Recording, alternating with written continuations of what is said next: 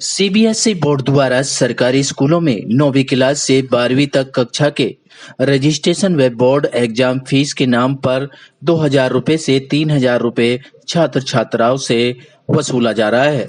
इसी फीस विरोधी अभियान के तहत उत्तर पूर्वी दिल्ली के करामल नगर विधानसभा क्षेत्र के मुकुंद विहार इलाके में स्कूल बचाओ अभियान के अंतर्गत स्कूली छात्राओं ने हाथों में तख्ती लिखे बैनर लेकर अपना विरोध जताया और केजरीवाल सरकार के खिलाफ जमकर नारेबाजी भी की।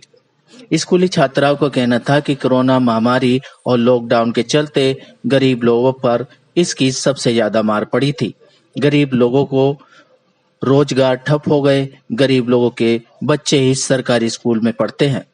ऐसे में गरीब बच्चे जो सरकारी स्कूलों में पढ़ाई कर रहे हैं वो 2,000 से 3,000 रुपए कैसे फीस देंगे। और मैं 3rd क्लास की स्टूडेंट हूँ। मैं सरकार से डिमांड करती हूँ कि अगर हम सरकारी स्कूलों में रिच फैमिली के बच्चे नहीं पढ़ते, तो मिडिल क्लास फैमिली के बच्चे पढ़ते हैं। और आप सभी जानते हैं कि मिडिल क्लास फैमिली की टाइम पे इतने बुरे हालात है ना कि वो लोग अपने घर में 2 टाइम के खाने के लिए भी काफ़ी परेशान है। ऐसे में सरकार हमसे सीरियसली फीस 2400 मांगी 3rd क्लास में, मैंने अब तक फीस नहीं भरी। मैडम ने मुझे लास्ट तारीख 30 अक्टूबर दी है, 30 सितंबर दिया और मुझसे बोला गया है कि अगर आपने फीस नहीं भरी हो सकता आपका नाम भी कट जाए। आप लेट फीस लेके आता है तो आपको सीबीएसई आके खुद आपकी फीस भरनी पड़ेगी। अब मैं फीस नहीं अफोर्ड कर सकती, मेरी सिस्टर की फीस नहीं भरी गई है, मेरे पेरेंट्स बहुत परेशान हैं, फीस नहीं है, मेरा नाम इस साल कटना पक्का। तो मैं चाहती हूँ कि जो मेरे बाद जो बच्चे आने वाले 12th में उन्हें ये फीस ना भरनी पड़े। मैं अपना साल खराब कर सकती हूँ, मगर मैं एक स्टूडेंट के नाते समझ सकती हूँ सभी बच्चे अपना सपना लेके अपना करियर लेके स्कूल में जाते हैं। हम प्राइवेट स्कूल में नहीं जाते, कम से कम सरकारी स्कूल में तो हम जाते हैं, अपना करियर बनाने के लिए जाते हैं।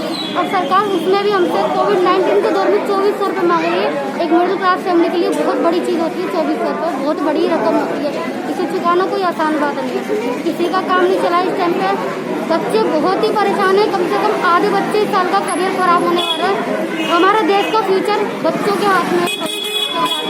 अब उन्हीं बच्चों के साथ इतना बड़ा खिलवाड़ हो रहा है सीबीएसई के नाम पर, बच्चे कैसे करेंगे बच्चों को। अब बच्चे जब अपने हक के लिए खुद खड़े हुए तो सरकार को भी हमारा साथ देना चाहिए और राज्य सरकार भी हमारा साथ दे, तभी हम केंद्र सरकार पे आके जोर डाल सकते हैं कि सीबीएसई जो है वो केंद्र सरकार के अंडर में आती है और वो चाहे तो हमारी फीस आराम से माफ करवा सकती है। और मोदी केयर फंड का इतना पैसा भी है उनके पास, हमारी फीस आराम से माफ करवा सकती है। स्कूल 6-7 महीने से बंद है, स्कूल में कोई विटामिन नहीं बटाए तो उसका पैसा भी सरकार के पास होगा।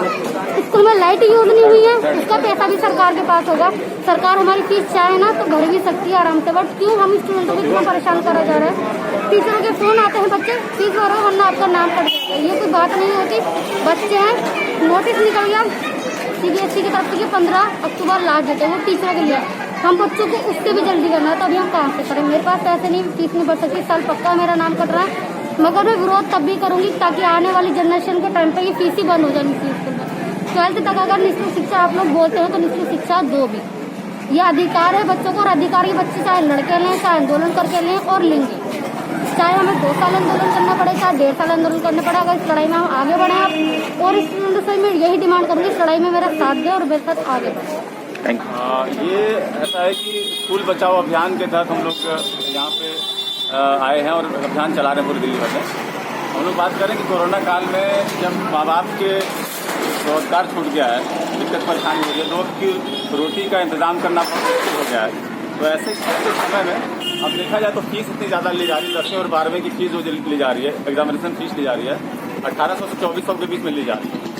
तो ऐसे समय में जब 2 वक्त की रोटी का इंतजाम कर पाना बहुत मुश्किल हो रहा है, तो आम घर से आने वाले बच्चे उनके माँ बाप कैसे इतना फीस जमा कर पाएंगे। और ये लाजिम सी बात है कि बहुत सारे बच्चे मतलब एग्जाम नहीं दे पाएंगे और उनका एग्जाम नहीं हो पाएगा क्योंकि फीस जमा नहीं कर पाएंगे। ऐसे हालात बन रहे हैं, तो बच्चों की तरफ से दिक्कत परेशानी आ रही थी। तो इसलिए हम लोग मतलब स्कूल बचाओ अभियान ये चलाना शुरू किया।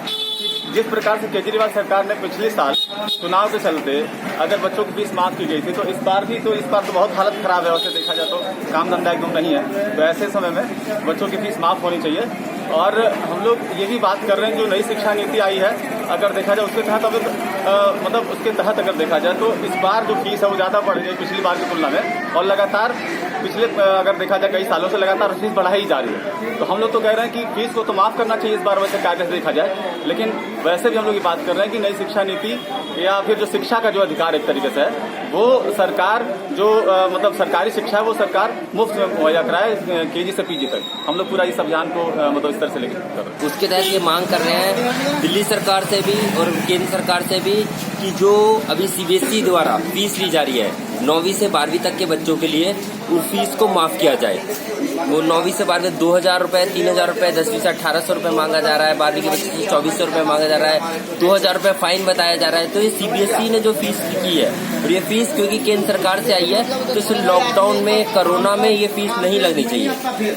सभी जानते हैं कि भाई सरकारी स्कूल में आम घरों के बच्चे पढ़ते हैं, कोई धन्ना सेठ हो, कोई पैसे वालों के बच्चे नहीं पढ़ते, तो उन पे इस तरह से फीस थोप दी गई है, चाहे वो 2,400-2,500 वो कहाँ से दे पाएंगे। तो ऐसे हालात में हम अपनी अपील मोदी सरकार से भी कर रहे हैं, फीस को खत्म किया जाए। दूसरी बात है, हम केजरीवाल सरकार से भी अपील कर रहे हैं कि जब आपने पिछले साल फीस माफ की थी, तो इस साल तो हालत ज्यादा खराब है, इस साल भी आपको फीस माफ करनी चाहिए। कुछ बच्चों का यह भी कहना था कि कोरोना काल में सरकारी स्कूलों की लाइटें बिल्कुल बंद रही। सिटी न्यूज दिल्ली संवाददाता रविंदर कुमार की रिपोर्ट।